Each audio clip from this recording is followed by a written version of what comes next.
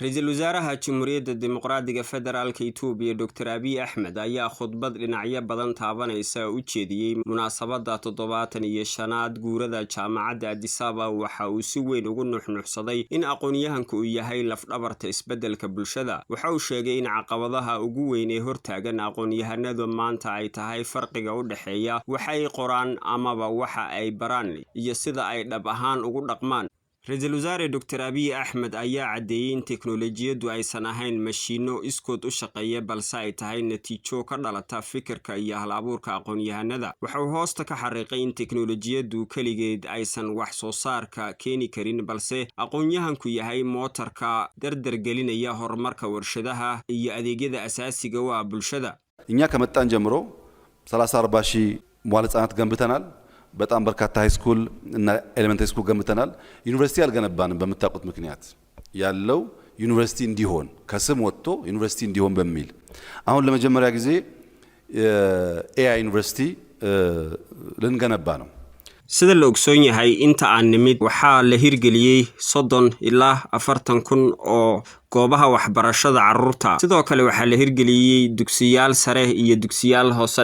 sidaad ogsoon tihiinba wax jaamacad oo dhisnay ma jiro balse waxaan ku dadaalaynay kuwa jira in ay jaamacad ahaadaan ama jaamacad loo bedelo. Hadda dhawaan waxaanu hirgelin doonaa jaamacad AI ama Artificial Intelligence. 6 bilood xigta waxaanu dhamaystiri doonaa hawlahaasi. Kadib markaanu hirgelino jaamacadda AI-ga amaba garaadka macmalka leh waxaan ugu filaanayaa 1000 arday oo ka qalin jabis. 100 kamid ah waxay noqonayaan fursado waxbarasho oo la siiyo dalalka Afrika oo loo siin doono min 2 arday. Ardayda dalka Itoobiya ka qayb qaadan doonta waxay noqon doonaan ugu badnaan 2%, kuwaasi oo ku soo gudbi doona tartan. kuwaasi oo lagu dadaali doono inay tira ahaan yaraadaan balse tayo lahaadaan oo ay noqdaan kuwa aqoon ahaan dhisan. ቢያንስ 100 ግን ስኮላርሺፕ ነው ለእያንዳንዱ አፍሪካ ሀገር ሁለት ስኮላርሺፕ ይሰጣልን። ኢትዮጵያ ውስጥ ባለው ተማሪ ማክሲመም 2% ነው ከኮምፒት ካደረገው የምንቀበለው ማክሲመም። በጣም ትንሽ ግን ፕራክቲካል የሆነ ሰው እንፈጥራለን። ለዚህ dhanka kale waxa ka qayb qaadan doona oo fursada siin doona dhanka qurba joogta. dhanka teknoolajiyada waa inaynu loolan ku galnaa. caalamka oo dhan hadda waxaa jira hal jaamacad oo AI ah ama barta teknoolajiyada. dabcan way jiraan kuwa yow bixiya amaba macdiye gaara oo bixiya koorsooyin AI ah balse tani waxay uga duwan tahay AI-ga kaliya ayuu khusaynayaa kuwaasi oo soo saari doona mashiinada kala duwan, barashada robotiga, data mining-ga. jaamacad sida aan doonayno loolan lagu galo waxaa jirta hal jaamacad oo kaliya.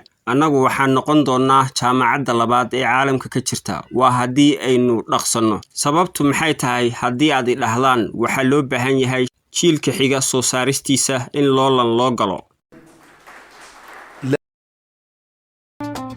ሐሳብ የለውጥ ኃይል ነው።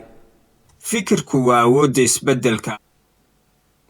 ምሁራን የለውጥ ወኪል ናቸው። aqoonyahanaduna waa wakiilada ugu waaweyn ee isbeddelka. ውክልናቸውን በወጉ የማይወጡ ከሆነ ውክልናውን በወጉ እንደማይወጣ የህዝብ ተመራጭ ማለት ናቸው።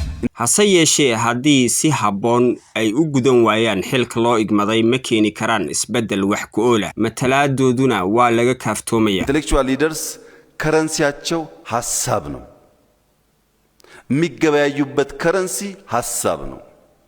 lacagta currency-ga ugu weyn ee aqoonyahanku leeyahay waa fikir. waxa uu ku ganacsadana waa currency-gaas. ያንን ከረንሲ በደንብ የማያቅ intellectual leader መሪ ነኝ ቢልም ያሻውን ማሳካት አይችልም። aqoonyahan aan garanayn qiimaha fikradiisa xitaa haddii uu yidhaahdo hogaamiyaan noqonayaa ma noqon karo mana gaari karo yoolkiisa. ሰው የያዘውን ከረንሲ አውቆ የት ጋር እንደሚገበያይ ማወቅ አለበት ወይም ከረንሲውን ዩኒቨርሳል ማድረግ አለበት። shakhsiga lacagta uu hayo isaga oo garowsan waa inuu ogsoon yahay goobta uu wax kaga iibsan karo amaba ku bedelan karo. aysan ahayn waa inuu lacagta ka dhigaa mid heer caalami ah. ሐሳብ አክባሪ ሐሳብ አፍቃሪ መሆን አለበት።